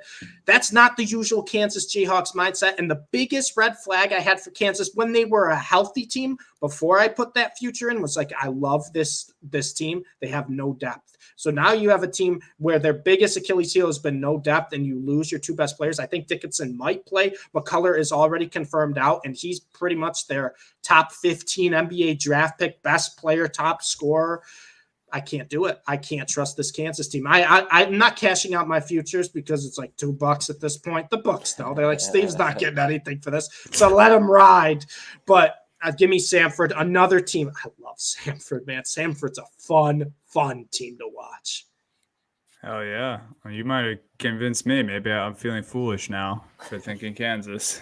Don't feel foolish. It's a solid pick, but we gotta ride with the 30-3 Samford. Dunny, I'll make you feel better about picking Kansas. Samford lost by 53 to Purdue earlier. That's a great point. Does make me feel better. South Carolina, Oregon tomorrow at 3 p.m. This is probably 4 p.m. Eastern. Yeah, I got the Cox all these here. Are Central times. I got the Cox as well. I think the Cox have been super underrated all year long. What a story! Team. Besides really Auburn, they've played everyone well. They just don't know how to play Auburn. Like they got absolutely destroyed by Auburn in both games they played them. But I like South Carolina. I think they've been underrated all year long. This Oregon team, they won the Pac-12. I feel like they do it every year. They're starting to get healthy, but they were kind of inconsistent throughout the year. I know, kind of similar to Baylor, dealing with injuries. And I'm going to eat my words because Oregon always just shows up when it counts. But just for loyalty purposes, South Carolina's been so good to me this year because they've been disrespected on the books all year long. I was thinking about taking Oregon here, and then I looked at some of South Carolina's matchups, and I saw they beat Kentucky and Tennessee earlier this year. Oh, yeah. No, they can beat anyone. Tennessee was on the road too, right? Yep. I believe so, yeah. Yeah. Yep. So, yeah, that was an easy one for me. I think. We're in lockstep. As long as they don't play Auburn, they're okay. Yeah, I've liked South Carolina a lot this year, and I really haven't liked Oregon that much this year, so this felt pretty easy. Mm-hmm. If you guys ever thought I was picking the Akron Zips, you got another thing coming. So I'm I know we haven't talked about this, Jake. I'm so sorry for how that game ended. I'm so sorry for how that game ended. Maybe I've had now 2 basketball experiences in my life. I had where my favorite team, someone on this floor forgot what the score was and did something incredible. The J.R. Smith. J.R. Smith. Yeah. You know, call running it out, not doing anything with the ball. LeBron hand on the head, and then poor Julius Rollins intentionally fouling up 1 with 7 seconds left, and seeing Rob Senderov just. Yeah. I've never seen a coach lose his mind like that. And I don't blame him. I felt so bad, especially being the 8th seed, that Cinderella run. I know, to get and to Akron too. Like if it was OU, I wouldn't have even been as mad. The fact it was Akron, and the guy was like 94% from the field or from free throw. They sent up. Yeah, it was Akron tough. Doesn't deserve to be here, Creighton. Get these clowns out. Get them out. I don't want to see Akron. I would have rather them just hit a buzzer beater, like just ran down. That's what I'm saying too, right? Shot. Yeah. Like, yeah, it was not great. That close. Those are the margins in the smaller one bid conferences. You get something stupid like that, and Kent State is at home, and Akron's in this tournament. But yeah, I will be the biggest Creighton Blue Jays fans tomorrow. That is for sure. Texas, Colorado State. Well, give me Texas, baby. Okay. I really Colorado State. No, I really like Texas. Texas, I think, is a very, very talented team that has found different ways to lose games at the end. But shout out to my first ever appearance on Happy Hour Hoops years back when we called Oral Roberts over Ohio State because of Max Abmas. Do you guys know who he plays for? He plays for Texas. Hook 'em, baby. They got so much talent, just kind of underachieved. I love Max Abmas. And, you think I'm not going to one last run with Max Abmas? You think I don't want to take part in that? Give me Texas. He's having an unreal year this year, too. Yeah, he is. He's fantastic. This is everything you just said is how I felt about Texas last year too. I really like their team. They have some returning guys. Some obviously moved on, but yeah, I don't feel as strongly, but certainly in this matchup, it's easy Texas for me. Yep, I'm with you guys. I'm with you there. So this is our mortal enemy in a bracket. St. Peter's. I would love to take St. Peter's, but I mean, Tennessee can't lose this matchup, right, bro? They can't. Right? Tennessee is so good this year. Dalton Connect is probably the best player in college basketball. I know everyone's going to say Edey, but Dalton Connect's fantastic. He's going to be a lottery pick. I mean, Tennessee, Connect's just more impressive. I mean, I don't think no one wants to give Edey the love. It's just like, when you watch Connect on a nightly basis, it's like what he's doing is more impressive. I should backpedal on best player. I'd say best player in college basketball. I'm never going to take away Zach Edey's flowers for college. He's one of the best college basketball players ever. We've seen it for so long, and Mark Titus says this, like, he has one move, bro.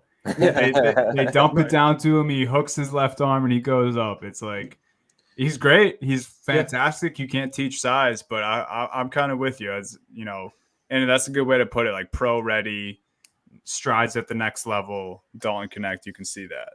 I really like this Tennessee team, which terrifies me because, Tennessee. They've been weird lately. They're not too great when it comes to the NCAA tournament. I know. And I have such a soft spot for Tennessee sports. It's just random, like NCAA football, like 05. Jake loves Tennessee. Best fight song in college. Best fight song, the checkerboard end zones. It all does it for me. And that's what scares me the most is I picked them in March. I've had so many brackets busted by picking the Tennessee Volunteers. All the shit that I give the Purdue Boilermakers, Tennessee deserves too, but I just can't do it to Tennessee. They're in the same bracket. So I know they did it intentionally. The way the committee put these brackets in, outside of underseeding the Mountain West and putting Virginia in the tournament, like I laughed at just some of the stuff. I was like, I'm not even mad at it. They knew what they were doing. The part of my take pod is the most ridiculous thing in the world. It's absurd. Never seen anything absurd, like it. Bro. The potential Caleb Love revenge, North Carolina, Arizona Elite Eight. Like they put 3 of the previous Final Four teams in the same region with UConn with 13 conference champions. Come on. They brought in the NFL script writers for this year. Without question, Donnie. Without question. All right, so we got through our preview for the weekend. We're gonna just make our picks the rest of the way through, guys. We're gonna power through this. Yeah. UConn, FAU. Give me UConn. We gotta go Huskies here. That's so crazy that's gonna be a second round matchup, and this region worked out. This region's crazy, man. San Diego State, Auburn. You guys have talked up Auburn. You convinced me a little bit, but I'm still scared of Auburn in March, so I'm gonna go San Diego State here. I'm taking Auburn here. I'll let Dunny tie break. Let's go San Diego State. Let's get spicy. Okay. All He's right. getting spicy. Well, all right. Well, we'll get into it later on. We'll keep going down. BYU, Illinois. BYU. When I first picked this bracket, I had Illinois in the Elite Eight, and now I can't do it. So I think I'm going BYU as well. BYU. Mm-hmm. You're on it. Illinois scares me, man, and I want them to do well. It'd be fun for me here to go watch the Illinois game if they were in the Sweet 16 against one of these teams, but not feeling it this year. Drake, Iowa State, in-state rivalry. That's the biggest thing here, guys. Drake in Iowa taking on Iowa State. What do you think? Give me the 10 seed. Give me Drake, man. Give me Drake. Give me the 10 seed. Oh, shit. Iowa State peaked when they killed Houston. And I think the way to beat an Iowa State team that's as defensive as they are is to have a team exactly like Drake that's going to just shoot from wherever they are on the court, no matter who it is. Gunny, you're on Drake too? Yep. All right, I'm there too. That's where I have them in that Sweet 16 spot. BYU Drake is such a nice Sweet 16. That is that'll be such a fun game. North Carolina, Michigan State. UNC. I got UNC. Okay. Grand Canyon and Alabama. I picked against Alabama in the first round, so I would pick Grand Canyon in this spot too. I might take Grand Canyon, bro. I might take. Fun fact. No team that is inside the top 10 in KenPom offensive efficiency and outside the top 100 in defense efficiency has made it past the round of 32. Alabama is in both of those. Give me Grand Canyon. Dunny, were you riding with Alabama? Did we corner you in here? No. I'm cool with that. Bama's has looked like frauds the last month and a half. So 21-11 as a 4 seed just rubs me the wrong way, man. Yeah, it really does. Yeah, I agree. It really does. Baylor, New Mexico. I think we're all in pretty much agreement here, but I'll let you guys go first. I think the whole country's sleeping on Baylor. They're healthy give They're playing well. Give me Baylor. And see, you'd say Steve Mountain West bias. There's a Mountain West team I have losing. I would love to take New Mexico here. I don't think they have the talent, even though they have Eddie House's son. That's fair. That'll be a great story, and then we'll get all the shots at Eddie House for these two games. Yeah. That's for sure. But Baylor, I'm going with Baylor. Dayton and Arizona. Dunny, any A10 love here? No, I mean Zona. Definitely fraudulent. The way Dayton collapsed in the A10 tournament and Zona has legit talent. Maybe they did collapse last year. Maybe they've had some weird games this year. I gotta go Zona here though. I'm going Zona as well. Too much talent for Dayton. Even though he's at Xavier now, and size too. Too much size. Even though he's at Xavier now, this is the Sean Miller Bowl. Yeah. True. True. He's not involved in it. He's watching from home. He's like, hey, wait, this is my game. You think Nebraska can do it? I have a buddy who's a Nebraska alum here who will be locked in if this is the game on Sunday afternoon or something, but I can't. Nebraska has the offensive firepower, but I'm taking Houston. Dunny? Yeah.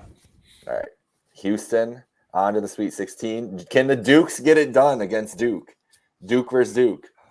Hank's going to win this region. The part of my take for it, I think Hank comes out on top. It's for the content. Give me Duke. I don't want to send Duke to the Sweet 16, but if this is their path, I think it's going to happen. That's fair. Yeah. It would be a very interesting Duke-Wisconsin matchup too, but it would. Any of those four would be fun. Yeah, matchups. Honestly. Texas Tech, Kentucky. Now, I do love this Kentucky team. They are susceptible in some of those KenPom things you were mentioning, Steve. Texas Tech feels like a team that could snip them up here, but I'm picking Kentucky. So I really like Texas Tech as a team. Kentucky's a nightmare matchup for him. Why? Texas Tech struggles defending three at times. Kentucky only wants to shoot the three, and Texas Tech not great on the glass. Kentucky is just going to spray threes and crash the offensive glass the whole game. Texas Tech to win this would need kind of a perfect shooting game or to win the turnover battle by 10 plus, because I don't see a scenario where Texas Tech gets up or Kentucky doesn't get up more than 10 shots than Texas Tech. So I'm going to go Kentucky here. It's so crazy that Reed Shepherd is shooting 50%. Oh, my God. It's absurd. Dude, their offense, when it's clicking, man, it might be the most fun offense in college basketball. Yeah, and then Shepard makes Dillingham look bad. Dillingham shooting 45%. Yeah, right, dude. And Texas Tech not great at defending the three. Nightmare matchup for Texas Tech. That would lead the NBA, and he's second on his team. So I guess we have Colorado here. I guess we're all in agreement there. Yeah, I'm not gonna say no. Colorado or Boise. Who do you got? You're taking them both against Marquette? Yeah. I think I would only take Colorado over Marquette, but I think that's who it's going to be.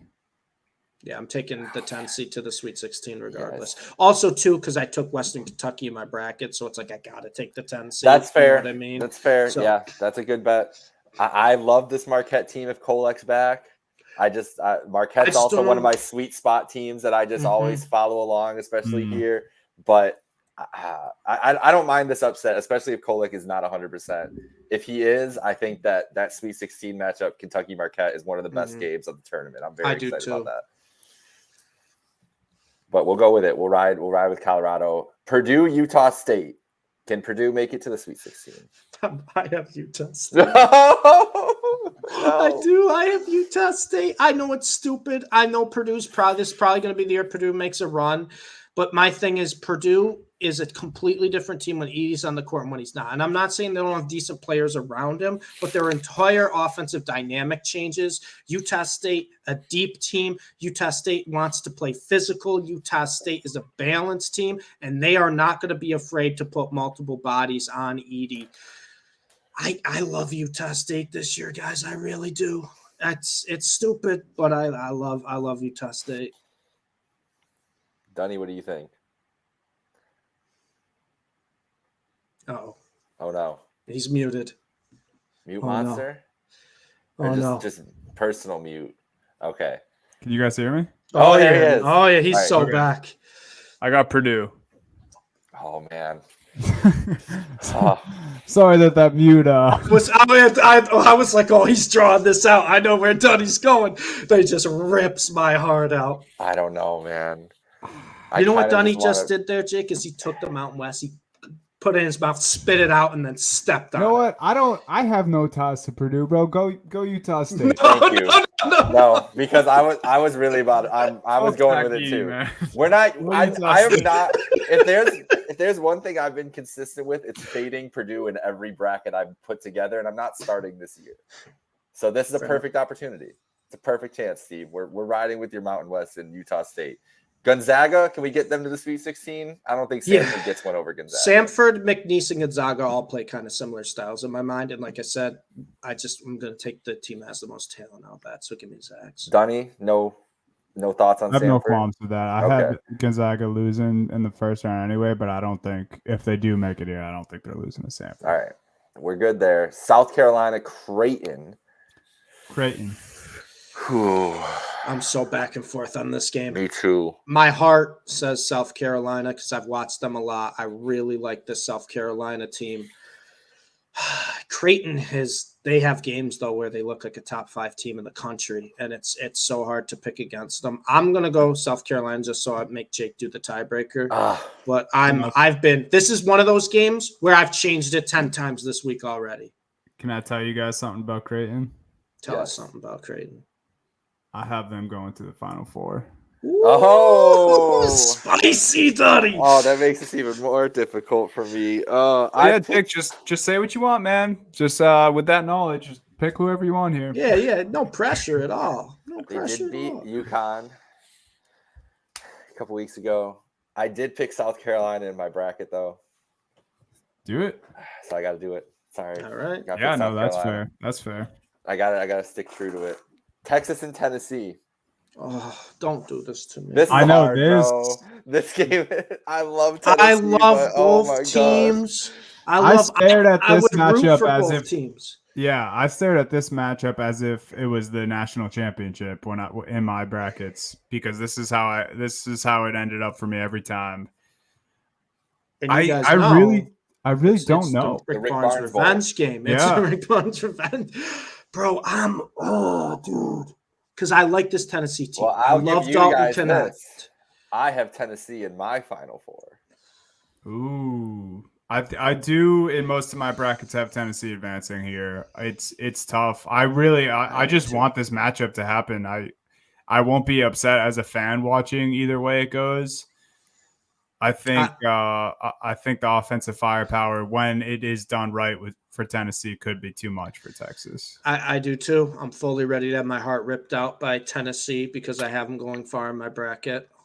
The only thing I will say, and I said this earlier, if it's a close game and Texas is in it, you think I'm not live betting Max Abmas and Texas to win the game? It's one last ride for, like I said, the Oral Roberts King, where this all started with the Happy Hour Hoops bracket started. Max Abmas, Texas. I think the road ends here, though. Cannot versus Abmas, two of my favorite college basketball players. I can't do it. Just take Tennessee. Just make it easy. Make it quick. We got to do it. We got to do it. Tennessee and South Carolina would be an electric game. We'll get down there. We're in the Elite Eight. UConn, San Diego State. I'm taking the Huskies. I got to pick UConn. UConn's first 4 games, they have significant home court advantage in terms of location. It's crazy, yeah. Sweet 16. I would love to see Auburn UConn because I just feel like Auburn's a team that plays up to competition, could give them a war, but damn, UConn's got – it's a tough road in terms of the teams they play, but it's the location. If they were to face San Diego State, favors UConn immensely. All right, Donnie, you're on UConn there. Yeah. Can we just put Drake there? I feel like we have to do it at this point. You got to just put him in the Elite Eight. Sure, do it. I told you I had him there. We just got to do it. Put Drake in the Elite Eight. Let's go. Put Drake in the Elite Eight. Let's do it. Let's do it. BYU is going to have some of like the best offensive performances ever in the tournament. He's going to be like, I tried to fucking tell you. I love this BYU. Just like, push Drake. Just do it. North Carolina, Grand Canyon, nice run to the Sweet 16. Yeah, fun run. It ends here, Carolina. You got to stay true to Dunny's hat. Let's go with North Carolina. You guys this game, bro. You tell me. I would have this game circled on my calendar. This would be such a fun game to watch. I'm gonna take Arizona because I want to see the Caleb Love versus UNC. Okay. Elite Eight matchup. All right. That's what Johnny, I have. You agree? All right. Yep. Everyone just wants to see that. That's my Elite Eight matchup, personal as well. There, Houston, Duke. Houston. Yeah. Dugas. Houston's too good there. Kentucky, Colorado.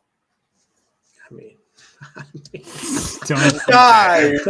I'm going Kentucky. I know you're gonna take Kentucky. I'm just saying I might have Colorado in my own bracket. That's all I'm saying. Lord. You got a lot riding on tonight, buddy boy. That's no. If they lose, we're gonna have to figure out the bottom half of this bracket. Well, to stop that, I'm picking Kentucky. I'm just gonna. That's probably a smart play. I want Colorado to make it as far as we had them, though, for a lot of reasons, but also to keep Derek White happy, man, because that'd be a cool run for his school. In Dunny's dream West Coast basketball matchup, Utah State Gonzaga. Or did I say Dunny? I meant Steve. Sorry. I was going to say. I'm pretty sure I picked both these teams to lose. Steve's dream West Coast basketball. I have Gonzaga in my bracket. I could get crazy and be talked into Utah State, though. I really could. I really like. Dunny, what do you think? Should we just roll with Utah State for Steve? Yeah, I think we should. Let's keep them going. I have Gonzaga, but like I said, this is a coin flip game. I had Zaga losing to McNeese, so let's send on Utah State. I'm picking Tennessee here against South Carolina. So yeah, I think if Tennessee gets to the Sweet 16, they at least got over the hump since they haven't been in the Sweet 16 who knows how long. So yeah, I'll take them here. Plus, it's a conference game. You played South Carolina a couple times already this year. I'll take the more talented team. Yep. Donnie, good with that. All right, we're into our Elite Eight. UConn and Drake. Just saying, you guys want to be different. If you guys want to be different. I'm just saying, if you guys want to be different. Stan Hurley time, baby. Yeah, UConn. It's probably smart pick. Got to get him in here. This is where we might have to discuss a little bit here because the way you've been talking about Arizona, I feel like you guys like the revenge. You like it. I love this UNC team, though. I really do. I know that they're a flawed 1 seed. I know Armando Bacot can be up and down, and it's not, like the best number 1 you want to see on a team. There's just something about this UNC team, especially after the way last year went. Mm-hmm. I just feel like they're getting there. RJ Davis is incredible too. He is. I can go. This is another coin flip game for me. I can go either way in this. I picked Arizona mainly because I don't want to have all like 1 seeds or a majority 1 seeds in my Final Four this year. Just because the way like the season's gone, the way the conference championship's gone. I know right now we're like, oh, these 1 seeds are good, but I know crazy things happen in a single game elimination tournament. So I took Arizona. I think this is the only 1-2 I had, like in the elite, like 1-2 matchup in the Elite Eight. I took Zona. But either way, it's not. I'm not going to lose sleep over either team. I like them both. Dunny? I'm taking UNC here, but you guys probably knew that. You see the hat. I see the hat. Well, I'm also taking North Carolina. Okay. I love this North Carolina team. At least we don't have a chalky left side. Final Four. Can we break up the 1 seeds? Kentucky, Houston. I can't pick Kentucky to beat Houston. I have Kentucky here. I really like Houston. I think Houston's the best team in the tournament. I think Houston is my favorite fact about Houston is everyone wants to talk about their defense, right? How good their defenses are and everything. They're stifling. They have really good guard play. Their 3-pointer is the only shaky thing about. But my favorite stat about this Houston team, they have by far, I think it's like 14 or something more, 10-0 runs than the next best team. Just any point in the game, a team goes on a 10-0 run. Houston's by far has the most. They fit every damn metric known to mankind. The only team they can't seem to beat is Iowa State that plays identical style to them. But when you play a different style than the Houston defensive, just grind you out like physical style, Kentucky plays the polar opposite of that. So I was going to say, yeah, I'm trying to determine if that bodes well for Kentucky or not. I think Houston overall is the better just team in general.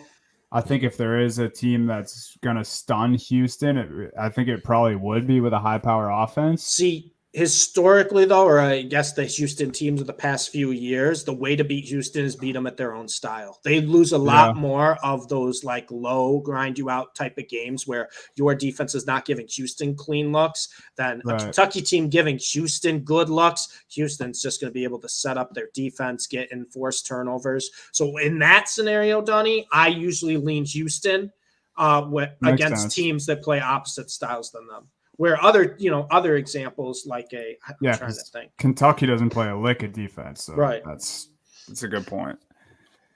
Jake, you're gonna have to be the deciding factor here. It sounds like. No, I have Kentucky in my bracket here. I am very scared of Houston, and that's what I'm scared of too. The only reason if Tyler Kolek was healthy, I would have Marquette in the Final Four, and I might even end up doing that on my final bracket to begin with. I might just take the bet. I love this Marquette team. I gotta pick Kentucky, Steve. I can't have 3 number 1s here. We can't do it. Fair enough. I mean, you could have had a couple number 1s lose earlier, but that's fine.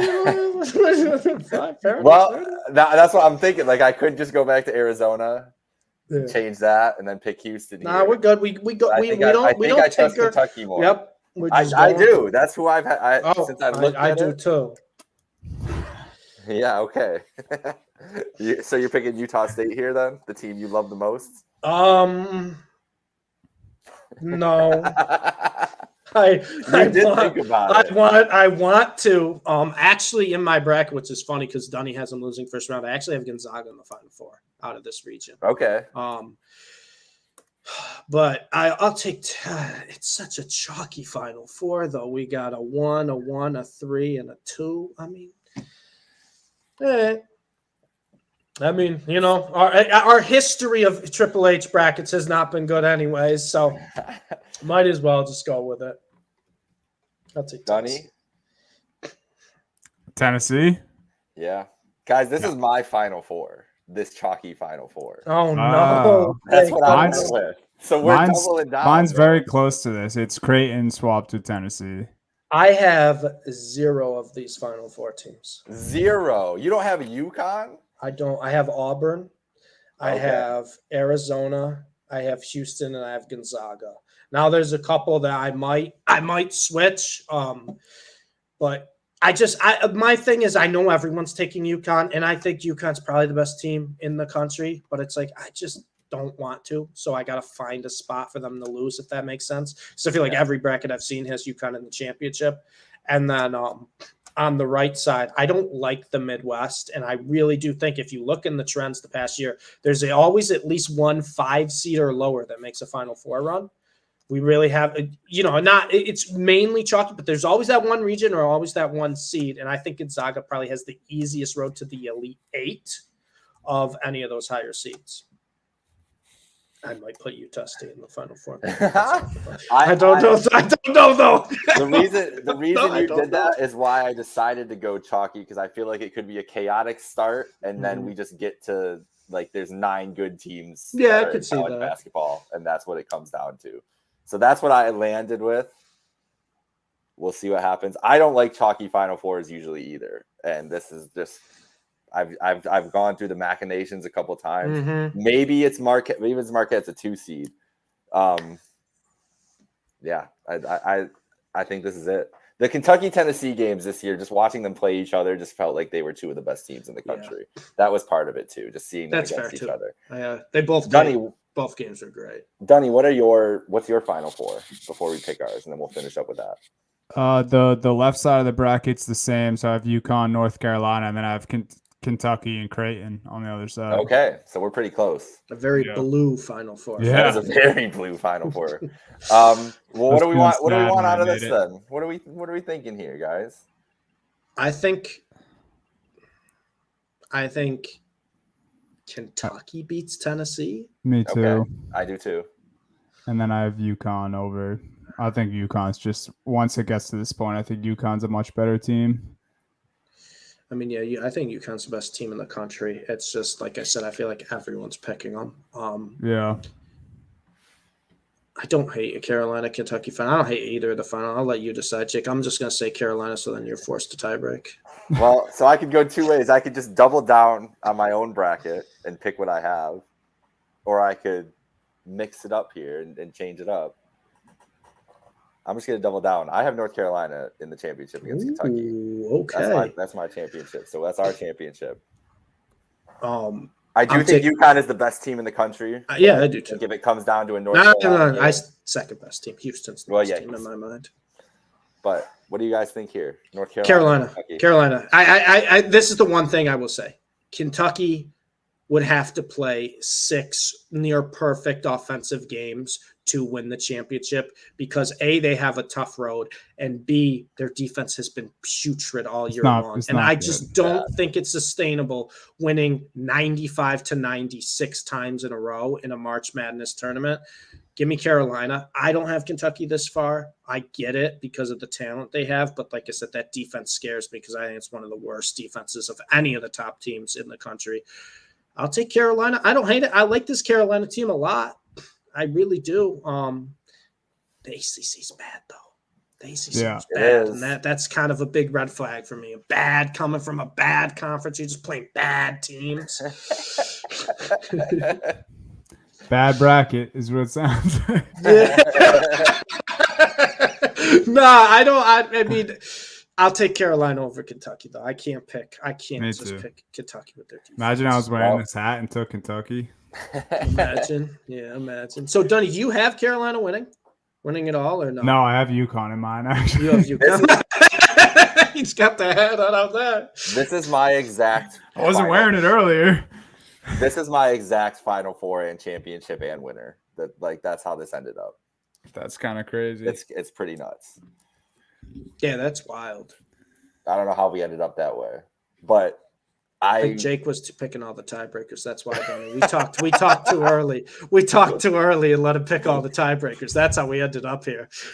Listen, I don't know how it happens. I don't really want this to be the case because now I'm really putting my money where my mouth is with North Carolina and Kentucky.